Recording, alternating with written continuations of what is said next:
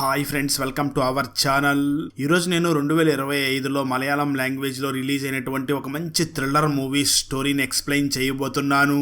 అదే తెలివు సహితం మూవీ. చాలా ఇంట్రెస్టింగ్ గా ఉంటుంది, సో స్కిప్ చేయకుండా చివరి వరకు చూడండి. Now let's start our video.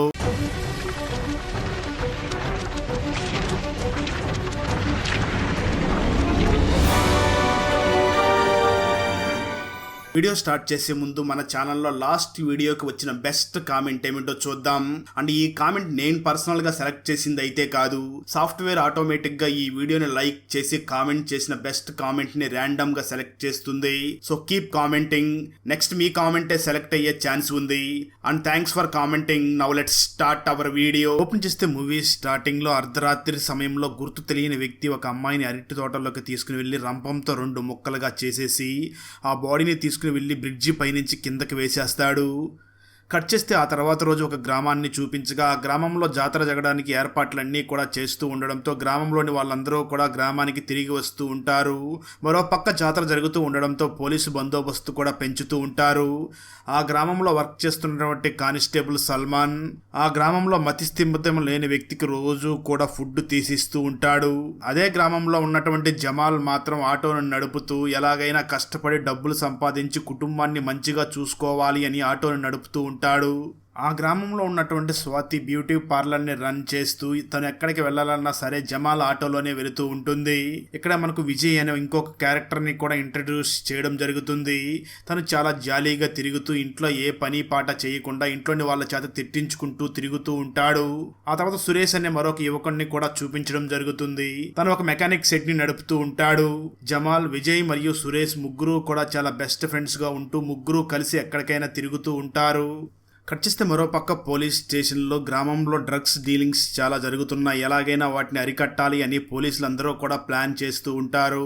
ఆ సమయంలోనే డ్రగ్స్ తీసుకుంటున్నటువంటి ఒక 3 యువకులు పోలీసులకు దొరకడంతో ఆ 3 యువకుల్లో ఒకడు ఎమ్మెల్యే కొడుకు అయి ఉండడంతో ఎమ్మెల్యే మనిషి అక్కడికి వచ్చి చాలా గొడవ చేస్తూ ఉంటాడు. దాంతో చేసేది ఏమీ లేక పోలీసులు ఆ 3 కూడా అక్కడి నుంచి విడిచిపెట్టేస్తారు. మరోపక్క బెస్ట్ ఫ్రెండ్స్ అయినటువంటి జమాల్, విజయ్ మరియు సురేష్ జమాల్కి పెళ్లి చూపులు చూడడం కోసం ఒక ఇంటి దగ్గరికి వెళ్లి ఉంటారు. అయితే ట్విస్ట్ ఏమిటి అంటే ఈ 3 కూడా పెళ్లి కూతురు తండ్రితో ఇంతకు ముందు గొడవ పడి ఉండడంతో జమాల్ ఆ పెళ్లి కూతురు తండ్రిని చూసి ఖచ్చితంగా ఇతను నాకు పిల్లని ఇవ్వడం అని 3 కలిసి అక్కడి నుంచి తిరిగి తన ఆటోలో అక్కడి నుంచి వెళ్లిపోతూ ఉంటారు. అలా 3 కూడా ఆటోలో వస్తూ ఉండగా మరోపక్క పోలీసులందరూ కూడా డ్రగ్స్ కోసమని చెకింగ్ చేస్తూ ఉంటారు. అదే సమయంలో జమాల్ ఆటో అక్కడికి రావడంతో పోలీసులు ఆటోని చెక్ చేసి వెంటనే జమాల్ని చూసినటువంటి పోలీస్ ఇన్స్పెక్టర్, నువ్వేమిటి డ్రెస్ లో లేవు, ఎందుకు ఇలా ఆటో డ్రైవ్ చేస్తున్నావు అని అడుగుతాడు. అయితే జమాల్ మాత్రం, సార్ నేను ఈ రోజు ఆటో నడపడం లేదు, ఈ రోజు నా పెళ్లి చూపులు ఉండడంతో వెళ్ళి వస్తున్నాను అని అంటూ ఉంటాడు. ఆ మాటలు విన్నటువంటి ఇన్స్పెక్టర్ మాత్రం, నువ్వు ఎక్కడికి వెళ్ళినా సరే నువ్వు యూనిఫామ్ లేదు కాబట్టి 2000 రూపాయలు ఫైన్ కట్టు అంటూ ఉంటాడు. జమాల్ మాత్రం ఇన్స్పెక్టర్ ని చూసి నా దగ్గర 500 ఉన్నాయి అనడంతో ఇద్దరి మధ్య కూడా చాలా గొడవ జరుగుతూ ఉంటుంది. అది చూసినటువంటి చుట్టుపక్కల ఉన్న వాళ్ళందరూ కూడా ఆ గొడవ సద్దుమణిగేలా చేసి అక్కడి నుంచి జమాల్ ని పంపించేయగా ఇన్స్పెక్టర్ మాత్రం జమాల్ ని చూసి, నువ్వు ఖచ్చితంగా ఏదో ఒక ప్లేస్ లో నాకు దొరుకుతావు, అప్పుడు నీ అంతు చూస్తాను అంటూ వార్నింగ్ ఇస్తూ ఉంటాడు. కట్ చేస్తే మరోపక్క ఆ ఊర్లో బ్యూటీ పార్లర్ ని రన్ చేసేటటువంటి స్వాతి తన ఫ్రెండ్ కి ఫోన్ చేసి, ఇక్కడ ఊర్లో జాతర జరుగుతుంది, ఖచ్చితంగా నువ్వు ఇక్కడికి వస్తే చాలా బాగుంటుంది, నువ్వు వస్తానంటే చెప్పు, నీకు ఫుడ్ ఏర్పాట్లన్నీ కూడా చేస్తాను అని చెప్పడంతో స్వాతి ఫ్రెండ్ కూడా జాతరకి వస్తాను అని స్వాతికి మాటిస్తుంది. కట్ చేస్తే మరో పక్క కానిస్టేబుల్ సల్మాన్ తను ఎప్పట్లాగే మతిస్థిమితం లేనటువంటి ఆ వ్యక్తికి ఫుడ్నిచ్చి, నేను వారం రోజుల పాటు జాతరకి వెళుతున్నాను, ఈ వారం రోజులు నీకు ఫుడ్ ఎలా వస్తుందా అంటూ చాలా బాధపడుతూ ఉంటాడు. కట్ చేస్తే ఆ తర్వాత జాతర మొదలవ్వగా ఆ జాతరని షూట్ చేయడానికి విదేశాల నుంచి వచ్చినటువంటి ఒక అమ్మాయి వీడియోస్ని తీస్తూ ఆ వీడియోస్ని తన యూట్యూబ్లో పెట్టుకోవాలి అని జాతర మొత్తాన్ని షూట్ చేస్తూ ఉంటుంది. ఆ సమయంలో 3 యువకులు ఫుల్గా మద్యం తాగి పేకాట ఆడుతూ ఉంటారు. అక్కడ వీడియోని షూట్ చేస్తున్నటువంటి ఆ విదేశీ అమ్మాయి అక్కడ పేకాట ఆడుతున్నటువంటి ఈ 3 కూడా వీడియో షూట్ చేస్తూ ఉంటుంది. అది చూసినటువంటి ఆ 3లో ఒక వ్యక్తి చాలా కోపంగా వీడియో తీస్తున్నటువంటి ఆ విదేశీరాల దగ్గరికి వెళ్ళి, మా పర్మిషన్ లేకుండా ఎందుకు వీడియో తీస్తున్నావంటూ వెంటనే ఒక దెబ్బ కొడతాడు. దాంతో ఇద్దరి మధ్య చాలా గొడవ జరుగుతూ ఉండడంతో అదే సమయంలో అక్కడికి వచ్చిన పోలీసులు ఆ 3 మరియు ఆ విదేశీ మహిళని కూడా తీసుకుని పోలీస్ స్టేషన్ కి వెళ్లిపోతారు. అదే సమయంలో జమాల్కి స్వాతి ఫోన్ చేసి అర్జెంటుగా నీతో పని ఉంది రా అని చెప్పడంతో జమాల్ వెంటనే స్వాతి దగ్గరికి బయలుదేరి వెళ్ళిపోతూ ఉంటాడు. మరోపక్క పోలీస్ స్టేషన్ కి ఇన్స్పెక్టర్ వచ్చి అక్కడ విదేశీ రాయలతో గొడవ పడినటువంటి ఆ ముగ్గురు యువకుల్ని చూసినటువంటి ఇన్స్పెక్టర్ విదేశీ అమ్మాయిలతో గొడవ పెట్టుకుంటే చాలా పెద్ద ఇష్యూ అవుతుంది, వెంటనే మర్యాదగా ఆ అమ్మాయికి సారీ చెప్పి వెళ్ళిపోండి అని చెప్పడంతో ఆ ముగ్గురు కూడా ఆ అమ్మాయికి సారీ చెప్పి అక్కడి నుంచి వెళ్ళిపోతారు. కట్ చేస్తే ఆ తర్వాత రోజు మార్నింగ్ పోలీసులకి ఒక ఇన్ఫర్మేషన్ రావడంతో పోలీసులందరూ కూడా ఒక ఇంటి దగ్గరికి వెళ్లి అక్కడ సెర్చ్ చేస్తూ ఉంటారు. ఫోరెన్సిక్ అధికారులు కూడా అక్కడికి వచ్చి మొత్తం పరిశీలిస్తూ ఉంటారు. ఆ ఇల్లు మొత్తం రక్తం మరకలతో నిండిపోయి ఉంటుంది. ట్విస్ట్ ఏమిటి అంటే నిజానికి అక్కడ స్వాతి అనే అమ్మాయి ఉందని చెప్పుకున్నాం కదా, ఆ అమ్మాయిని ఎవరో చంపేసి ఉంటారు. నిజానికి అది ఒక సాధారణమైన మర్డర్ అయితే కాదు, ఎందుకంటే అక్కడ స్వాతి బాడీ మాత్రమే ఉంటుంది కానీ స్వాతి తల మాత్రం పోలీసులకి కనిపించదు. కానీ స్వాతి అమ్మాయి తల ప్లేస్ లో అక్కడ వేరే అమ్మాయి తల ఉంటుంది. అంటే నిజానికి అక్కడ 2 హత్యలు జరిగి ఉంటాయి. కానీ పోలీసులకి అక్కడ స్వాతి తల కానీ అక్కడ ఉన్న వేరే అమ్మాయి బాడీ కానీ ఏవి కూడా పోలీసులకి కనిపించకుండా ఉంటుంది.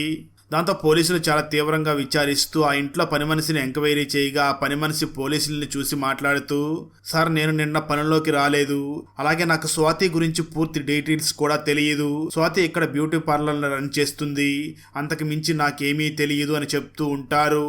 అప్పుడే ఫోరెన్సిక్ డిపార్ట్మెంట్ వాళ్ళు కూడా ఇన్స్పెక్టర్ ని చూసి, సార్ ఇది ఎవరో కానీ పక్కాగా ప్లాన్ చేసి చాలా బ్రూతల్ గా హత్య చేశారు, కానీ చంపే ముందు వీళ్ళ మీద ఎటువంటి రేప్ అటెంప్ట్ జరిగినట్లుగా ఎటువంటి ఆనవాళ్లు లేవు అని అంటూ ఉంటారు. ఆ తర్వాత పోలీసులు స్వాతి చివరిసారిగా జమాల్కి ఫోన్ చేసింది అని తెలుసుకుని వెంటనే జమాల్ని స్టేషన్కి తీసుకుని వచ్చి చాలా తీవ్రంగా హింసిస్తూ ఉంటారు. అయితే ఈ విషయం తెలుసుకున్నటువంటి జమాల్ ఫ్రెండ్స్ ఎలాగైనా జమాల్ని కాపాడాలి అని వెంటనే గ్రామ సర్పంచ్ని మరియు లాయర్ని తీసుకుని పోలీస్ స్టేషన్కి బయలుదేరి వెళ్తారు. ఇక్కడే మనకు ఆ స్వాతి జమాల్ని పిలిచిన తర్వాత ఏం జరిగిందో చూపించడం జరుగుతుంది. స్వాతి జమాల్ని పిలిచి, నా ఫ్రెండ్ ఇక్కడికి జాతర చూడడానికి వస్తుంది, నువ్వు వెళ్ళి మా ఫ్రెండ్ని పికప్ చేసుకుని వచ్చి మాకు ఫుడ్ కూడా ఇచ్చి వెళ్ళు అని అంటుంది. దానికి జమాల్ వెంటనే స్వాతి ఫ్రెండ్ని తీసుకుని వచ్చి వాళ్ళకి ఫుడ్ కూడా ఇచ్చి అక్కడి నుంచి వెళ్ళిపోతూ ఉంటాడు. అలా జమాల్ అక్కడి నుంచి వెళుతున్న సమయంలోనే అక్కడ ఉన్న ఒక పెద్ద మనిషి చూసి ఆ పెద్ద మనిషి పోలీసులకి ఇప్పుడు సాక్ష్యం చెప్పి ఉండడంతో పోలీసులు జమాల్ని చాలా తీవ్రంగా కొడుతూ ఉంటారు. ఇది మొత్తం తెలుసుకున్నటువంటి గ్రామ సర్పంచ్ మరియు లాయర్ పోలీసులతో మాట్లాడుతూ జమాల్ ఏ తప్పు చేయలేదు, అతన్ని విడిచిపెట్టండి అని అడగడంతో పోలీసులకు కూడా కొన్ని షరతులు పెట్టి జమాల్ని అక్కడి నుంచి రిలీజ్ చేసేస్తారు. కట్ చేస్తే ఆ తర్వాత రోజు మార్నింగ్ చెరువు దగ్గర ఒక మహిళ బట్టలు ఉతుకుతూ ఉండగా అక్కడికి తల లేనటువంటి ఒక బాడీ వచ్చి ఆ మహిళకి తగులుతుంది. అది చూసినటువంటి తను చాలా భయపడిపోయి వెంటనే పోలీసులకు ఇన్ఫార్మ్ చేయగా పోలీసులు అక్కడికి వచ్చి చూసి బహుశా ఇది స్వాతి డెడ్ బాడీ దగ్గర దొరికినటువంటి తలకు సంబంధించిన ఒరిజినల్ బాడీ ఏమో అని అనుకుంటూ ఉంటారు. ఇదే విషయం న్యూస్ లో కూడా టెలికాస్ట్ అవుతూ ఉంటుంది. మరోపక్క ఆ గ్రామ సర్పంచ్ పోలీసులు మాత్రం ఈ కేసును సరిగ్గా హ్యాండిల్ చేయలేకపోతున్నారు అని ఇంటర్వ్యూ ఇస్తూ ఉంటాడు. దాంతో ఈ విషయం ఆ చుట్టుపక్కలంతా కూడా చాలా వైరల్ అవ్వడంతో పోలీస్ పై అధికారులు వెంటనే ఇన్స్పెక్టర్ దగ్గరికి వచ్చి, నీకు 3 రోజులు మాత్రమే టైం ఇస్తున్నాను, ఈ 3 రోజుల లోపల ఈ కేసుని నువ్వు హ్యాండిల్ చేయాలి, లేదంటే ఈ కేసుని క్రైమ్ బ్రాంచ్ కి సబ్మిట్ చేస్తాను అని చెప్పి వార్నింగ్ ఇచ్చి అక్కడి నుంచి వెళ్ళిపోతాడు. దాంతో పోలీస్ ఇన్స్పెక్టర్ ఈ కేసుని ఏ యాంగిల్ నుంచి ఇన్వెస్టిగేషన్ చేయాలో తెలియక ఆలోచిస్తూ ఉండగా ఆ ఊర్లో ఉన్నటువంటి మతిస్థిమితం లేని వ్యక్తి అటువైపుగా వెళుతూ ఉంటాడు. అతను నడక కొంచెం వంగి నడుస్తూ ఉండడంతో అది చూసినటువంటి ఇన్స్పెక్టర్ డెడ్ బాడీ దొరికిన ప్లేస్ లో కూడా ఎలాంటి కాలి ముద్రలే కదా ఉన్నాయని గుర్తు చేసుకుని వెంటనే ఆ మతిస్థిమితం లేని వ్యక్తిని అరెస్ట్ చేసి తీసుకుని వెళ్ళబోతూ ఉంటాడు. ఇది చూసినటువంటి గ్రామస్తులందరూ కూడా గొడవ చేస్తూ, నువ్వు పోలీస్ అయినంత మాత్రాన అమాయకులైన వాళ్ళని తీసుకుని వెళతావా, నువ్వు కేసుని సరిగ్గా హ్యాండిల్ చేయలేక ఆ కేసుని ఈ అమాయకమైన వ్యక్తి మీద తొయ్యాలనుకుంటున్నావా అంటూ గొడవ చేస్తూ ఉంటారు. దాంతో ఇన్స్పెక్టర్ వెంటనే గ్రామ ప్రజలందరినీ చూసి, కేవలం నాకు కొంచెం డౌట్ వచ్చింది, ఇన్వెస్టిగేషన్ చేసి తనకి ఏమీ అవ్వకుండా మళ్ళీ తిరిగి తీసుకువస్తాను అని ఆ మతిస్థిమితం లేని వ్యక్తిని వెంటనే స్టేషన్ కి తీసుకుని వెళ్లి తనని ఎంక్వైరీ చేస్తూ ఉంటాడు. కానీ ఎన్ని ప్రశ్నలు అడిగినా ఆ మతిస్థిమితం లేని వ్యక్తి మాత్రం సైలెంట్ గా అలానే చూస్తూ ఉంటాడు. అది చూసినటువంటి ఇన్స్పెక్టర్ ఇతనికి నిజంగానే మతిస్థిమితం లేదు అని ఆ వ్యక్తిని అక్కడి నుంచి పంపించేయబోతూ ఉంటాడు. సరిగ్గా అదే సమయంలో ఆ మతిస్థిమితం లేని వ్యక్తి ఒక పేపర్ మీద ఒక బొమ్మను డ్రా చేసి ఆ ఇన్స్పెక్టర్ కి ఇవ్వగా ఇన్స్పెక్టర్ ఆ మతిస్థిమితం లేని వ్యక్తిని చూసి, నువ్వు డ్రా చేసినటువంటి ఈ వ్యక్తి ఎవరు అని అడుగుతూ ఉంటాడు. కానీ మళ్ళీ ఆ మతిస్థిమితం లేని వ్యక్తి మాత్రం ఏమీ మాట్లాడకుండా సైలెంట్ గా నవ్వుతూ ఉంటాడు. దాంతో ఇన్స్పెక్టర్ వెంటనే ఆ బొమ్మను తీసుకుని వెళ్లి స్టేషన్ లో ఉన్న ఒక కానిస్టేబుల్ కి చూపించి, ఈ డ్రాయింగ్ లో ఉన్నటువంటి వ్యక్తిని నువ్వు ఎక్కడైనా చూసావా అని అడుగుతూ ఉంటాడు. అప్పుడు ఒక కానిస్టేబుల్ ఇన్స్పెక్టర్ దగ్గరికి వచ్చి ఒక వీడియోని చూపిస్తాడు. నిజానికి ఆ వీడియో మరి ఏదో కాదు, జాతర జరిగే సమయంలో ఒక ఫారినర్ వీడియో రికార్డ్ చేసి దాన్ని యూట్యూబ్ లో అప్లోడ్ చేసి ఉండడంతో ఆ వీడియోని చూస్తూ ఉండగా ఇన్స్పెక్టర్ కి ఆ మతిస్థిమితం లేని వ్యక్తి డ్రా చేసినటువంటి డ్రాయింగ్ కి బాగా దగ్గరగా ఉన్నటువంటి ఒక వ్యక్తి ఆ వీడియోలో కనిపిస్తూ ఉంటాడు. దాంతో ఇన్స్పెక్టర్ మరియు పోలీసులందరూ కూడా ఆ వ్యక్తి గురించి ఊరు మొత్తం ఎంక్వైరీ చేస్తారు, కానీ ఎక్కడా కూడా ఎటువంటి ఇన్ఫర్మేషన్ తెలియదు. దాంతో పోలీసులు అందరూ కూడా ఇప్పుడు ఆ వ్యక్తిని ఎలా పట్టుకోవాలి అని ఆలోచిస్తూ ఉంటారు. సరిగ్గా అదే సమయంలో పక్క స్టేషన్ నుంచి ఒక పోలీస్ ఆఫీసర్ వచ్చి ఇన్స్పెక్టర్ ని కలిసి, సార్ మీరు వెతుకుతున్నటువంటి వ్యక్తిని నేను ఇంతకు ముందు ఒక కేసులో కలిశాను, తను ఒక విచిత్రమైన మనిషి అంటూ ఒక ఫ్లాష్ బ్యాక్ చెప్పడం మొదలు పెడతాడు. ఈ వ్యక్తి ఒకరోజు పని ముగించుకుని ఒక షాప్ దగ్గర ఆగి ఉండగా ఆ షాప్ ఓనర్ ఈ వ్యక్తిని కలిసి, నాకెందుకో నీ కొడుకు మీద చాలా డౌట్గా ఉంది, తను ఎవరో ముక్కు మొహం తెలియనటువంటి ఒక వ్యక్తి దగ్గర ఏదో తీసుకోవడం నేను చూశాను, ఎందుకైనా మంచిది నీ కొడుకుని కొంచెం జాగ్రత్తగా చూసుకుంటూ ఉండు అని చెప్తూ ఉంటాడు. ఆ మాటల వెంటనే ఈ వ్యక్తి వెంటనే ఇంటికి తిరిగి రాగా ఇంట్లో తన కొడుకు మత్తులో తూరుతూ ఉంటాడు. దాంతో ఈ వ్యక్తి వెంటనే తన కొడుకు రూమ్ లోకి వెళ్లి వెతుకుతూ ఉండగా పిల్లో కింద ఉన్నటువంటి ఫోన్ లో స్వాతి అనే ఒక అమ్మాయి ఫోన్ చేస్తూ ఉంటుంది. దాంతో ఈ వ్యక్తి వెంటనే ఫోన్ లిఫ్ట్ చేయగా స్వాతి మాట్లాడుతూ, నువ్వు తీసుకున్న దానికి డబ్బులు ఇవ్వకపోతే నీ కుటుంబం పొరుగు మొత్తం తీసేస్తాను అని చెప్పి వెంటనే ఫోన్ పెట్టేస్తుంది. అది మొత్తం విన్నటువంటి ఈ వ్యక్తి, అసలు నా కొడుకు ఈ అమ్మాయి దగ్గర ఏం తీసుకుని ఉంటాడో అని ఆలోచిస్తూ ఇల్లు మొత్తం వెతుకుతూ బీరువా ఓపెన్ చేయగా అక్కడ డ్రగ్స్ కనిపిస్తాయి. దాంతో ఈ వ్యక్తి వెంటనే ఆ డ్రగ్స్ ని తీసుకుని అక్కడి నుంచి పక్కకి వెళ్ళిపోతాడు. ఆ తర్వాత కొంతసేపటి తర్వాత తెలివిలోకి వచ్చినటువంటి ఈ వ్యక్తి కొడుకు మళ్ళీ డ్రగ్స్ కోసం వెతకగా ఎక్కడ డ్రగ్స్ కనిపించకపోవడంతో తన తల్లి మీద చాలా కోపంగా అరుస్తూ ఉంటాడు. కట్ చేస్తే ఆ రోజు సాయంత్రం ఈ వ్యక్తి పని ముగించుకుని ఇంటి దగ్గరకు రాగా ఇంటి దగ్గర చాలా మంది గుమికూడి ఉంటారు. నిజానికి అక్కడ డ్రగ్స్ కనిపించలేదు అని ఈ వ్యక్తి కొడుకు తన తల్లిని చాలా అతి కిరాతకంగా చంపేసి, మత్తు దిగిన తర్వాత నా తల్లినే చంపేశాను అని ఈ వ్యక్తి కొడుకు తనను తాను కూడా ఆత్మహత్య చేసుకుని చనిపోయి ఉంటాడు. ఇది మొత్తం చూసినటువంటి ఈ వ్యక్తి ఒక్కసారిగా కళ్ళు తిరిగి అక్కడికక్కడే పడిపోతాడు. అలా జరిగిందంతా చెప్తున్నటువంటి కానిస్టేబుల్ ఇన్స్పెక్టర్ ని చూసి, ఆ తర్వాత ఆ వ్యక్తి ఎక్కడికి వెళ్ళాడో నాకు తెలియదు అని అంటూ ఉంటాడు. ఇక్కడే మనకు ఆ తర్వాత ఏం జరిగిందో ఒక సీన్ ని చూపించడం జరుగుతుంది. నిజానికి ఆ ఊర్లో డ్రగ్స్ ని సప్లై చేస్తుంది మరి ఎవరో కాదు, ఆ ఊర్లో బ్యూటీ పార్లర్ ని రన్ చేస్తున్నటువంటి స్వాతి తన ఫ్రెండ్స్ తో కలిసి డ్రగ్స్ ని సప్లై చేస్తూ ఉండి ఉంటుంది. ఒకరోజు స్వాతి మరియు తన ఫ్రెండ్స్ ఇద్దరు కలిసి మరొక అమ్మాయిని కలిసి, స్వాతి తన బ్యాగ్ లో డ్రగ్స్ కూడా తీసుకుని బస్సులో వేరే ప్లేస్ కి వెళుతూ ఉంటారు. అయితే వీళ్ళ ముగ్గురు వెళుతూ మాట్లాడుతున్నది మొత్తం కూడా ఈ వ్యక్తి వాళ్ళనే ఫాలో అయ్యి అబ్జర్వ్ చేస్తూ ఉంటాడు.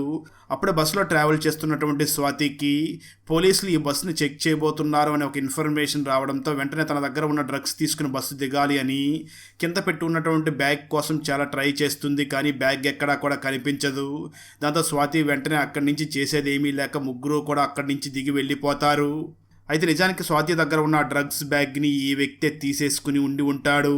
స్టోరీ ప్రెజెంట్ కి వస్తుంది. ఆ కానిస్టేబుల్ ఇన్స్పెక్టర్ ని చూసి, సార్ నాకు ఆ వ్యక్తి గురించి చివరగా తెలిసింది ఏమిటి అంటే, ఆ వ్యక్తి ఒక మెంటల్ హాస్పిటల్లో కూడా కొన్ని రోజులు ఉండి వెళ్ళాడంట, నాకెందుకో ఈ హత్యల వెనకాల తనే ఉన్నాడు అనిపిస్తుంది అని అంటూ ఉంటాడు.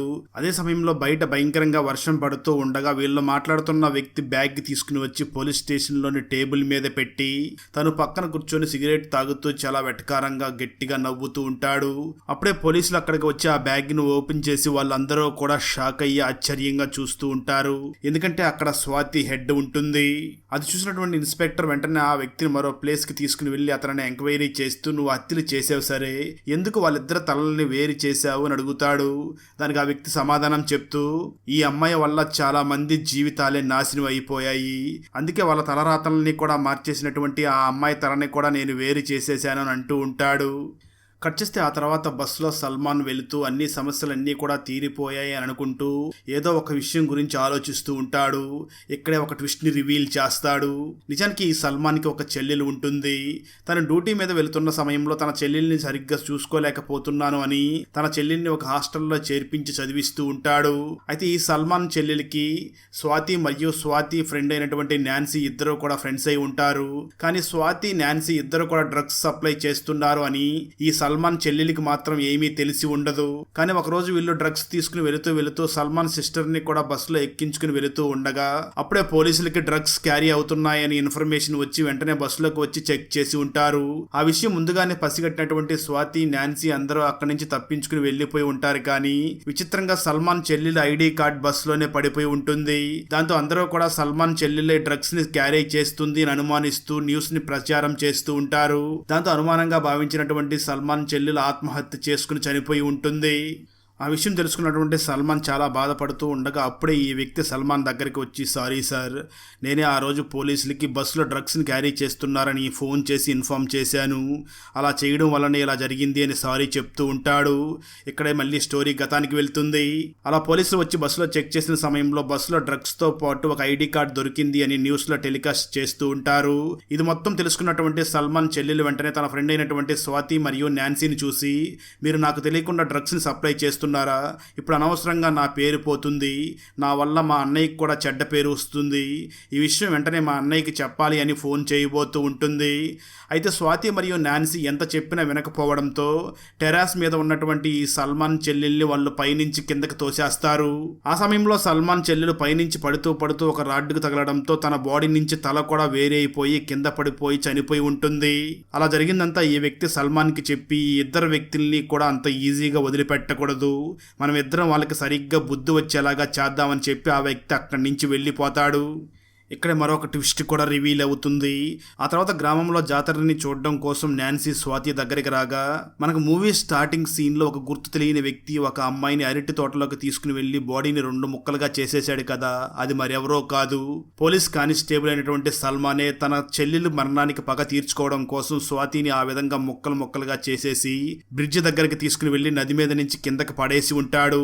అయితే ప్రజెంట్ పోలీస్ స్టేషన్కి స్వాతి తలని తీసుకుని వచ్చిన వ్యక్తి వెంటనే సల్మాన్ దగ్గరికి వచ్చి, మీరేం భయపడకండి సార్, ఈ హత్యలన్నీ నేనే చేశానని ఒప్పుకుంటాను అని తన చేతిలో ఉన్నటువంటి స్వాతి తల ఉన్న కవర్ని తను తీసుకుని వెళ్ళి పోలీస్ స్టేషన్లో లొంగిపోతాడు. అలా జరిగిందంతా గుర్తు చేసుకున్నటువంటి సల్మాన్ వెంటనే ఒక ప్లేస్లో బస్సు దిగి తన చెల్లెల సమాధి దగ్గరికి వెళ్ళి చాలా బాధపడి ఏడుస్తూ ఉంటాడు. అక్కడతో ఈ మూవీ అయిపోతుంది. ఆ ఏరియాలో శోభనం రోజే పెళ్లి కూతుర్లు ఎందుకు చనిపోతున్నారు, చనిపోయే ముందు ఆ పెళ్లి కూతురు కళ్ళల్లో నుంచి కన్నీళ్లు ఎందుకు ఎక్కువగా వస్తున్నాయి, చనిపోతున్నటువంటి ఈ పెళ్లి కూతుర్లకి మరియు బేకరీ నడుపుతున్నటువంటి ముసలవ్వకి మధ్య గల సంబంధం ఏమిటి, నిజంగానే ఆ ముసలవ్వే పెళ్లి కూతుర్లని చంపుతుందా లేదా మరెవరైనా పెళ్లి కూతుర్లని చంపుతున్నారా తెలియాలి అంటే 2025లో బెంగాలీ లాంగ్వేజ్లో రిలీజ్ అయినటువంటి బిరంగన వెబ్ సిరీస్ని చూడాల్సిందే. ఈ బెంగాలీ వెబ్ సిరీస్ ఫుల్ స్టోరీని తెలుగులో వినాలి అనుకుంటే ఈ వీడియో డిస్క్రిప్షన్లో ఉన్న లింక్ని క్లిక్ చేసి చూడండి. Thanks for watching. Friends, video నచ్చినట్లయితే లైక్ చేసి ఒక చిన్న కామెంట్ చేస్తే మాకు నెక్స్ట్ వీడియో చేయడానికి ఎంకరేజింగ్గా ఉంటుంది. అలాగే ఛానల్ని సబ్స్క్రైబ్ చేసి పక్కనే ఉన్న బెల్ ఐకాన్ని క్లిక్ చేసి సపోర్ట్ చేయండి. Thanks for watching. జై హింద్.